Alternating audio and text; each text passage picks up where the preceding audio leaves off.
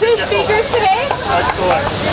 One former NIH director, now NCI director, and then our current director, Francis Collins, will be speaking as well. So first up, we have Carl Parmas, current NCI director, former NIH director, who biked in from... I'll come to that. Okay. So Diane, thanks very much. Thanks you all for organizing this. Last July, after 10 years in a different universe, New York City, where they ride bikes too, I returned to the best urban commute in America.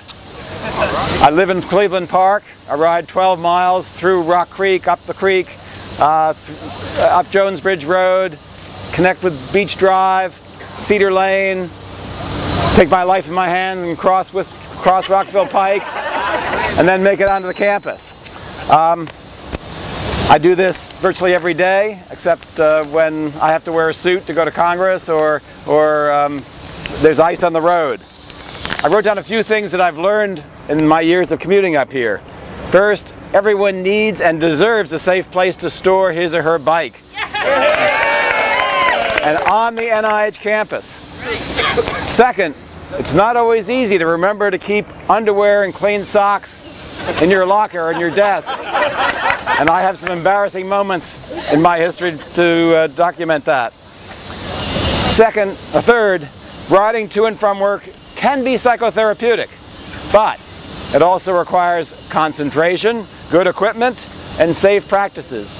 Accidents happen to me roughly every 10 years, and beware of that. I'm a safe rider, I still have accidents. Don't ride when there's ice on the road, but you can protect yourself against the cold. There are a lot more riders on my route today than there are ordinarily, and they ought to get out there every day.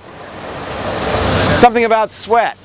I returned here to the sweat bath in July last year, and I know what that feels like. Right now it feels great. But the summer sweat from bike riding is still a hell of a lot nicer than the sweat you get when you wear your suit on the metro. A weather note. It can be thrilling to ride through Rock Creek Park in a thunderstorm. But the District of Columbia needs funds to fix potholes that fill up with water on Beach Drive during those thunderstorms. An observation about chance. The light will always be red when you arrive at Rockville Pike. And don't even try to second guess it. A lot of roadkill out there. We need a bridge or a tunnel to get us across Rockville Pike. And that's something, we're strong in numbers, but we don't have these numbers every day. So, thanks for coming out today, and be kind to your fellow cyclists. Hey, Francis. So good morning, everybody. So you've heard from the real bike legend, Harold Varmus. Now you're sort of looking at the amateurs, but we had a great ride this morning. Diane, my wife, and I rode from Silver Spring. We had a really pretty ride along the Georgetown Branch Trail that's up in the trees above Rock Creek Park. How many of you have been on the Georgetown Branch Trail? Yeah. Well, if you haven't, you should try that because it is just gorgeous, especially on a cool morning like this. And we were safe. We didn't have any close scrapes. I might have a mud stripe up my back. I'm not sure because there's no fender on my bike, but that's okay. That means you've really been out there having fun.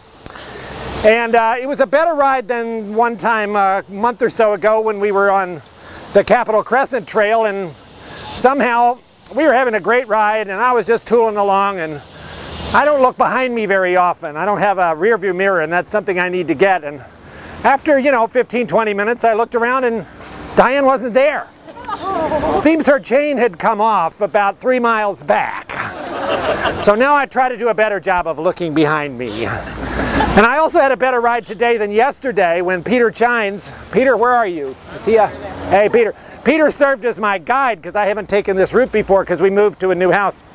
And it all went great until we got to the gate to let us in, and I realized in my haste and my excitement about riding the bike, I forgot my ID. And I forgot my wallet, too. So the security guards were not at all sure that they should let this guy in. And if it hadn't been for Peter vouching for me, it's possible that no decisions would have been made yesterday at NIH. But fortunately, they were sympathetic. They took his statement that I really was the director, and they let me in. So today, I have helmet, I have wallet, I have ID, I have sunglasses, and it's a great day to be out here on bikes. So I want to say thank you to the Bicycle Commuter Club for sponsoring all this and all the other ways that you encourage people to do this. Most days I do arrive to work, if the weather's nice, on 2 wheels, but actually it's a different kind of 2 wheels that you may occasionally see up there called a Harley. But today I'm using a different internal combustion engine, and I think this one is probably a lot healthier. And we are, after all, the National Institutes of Health.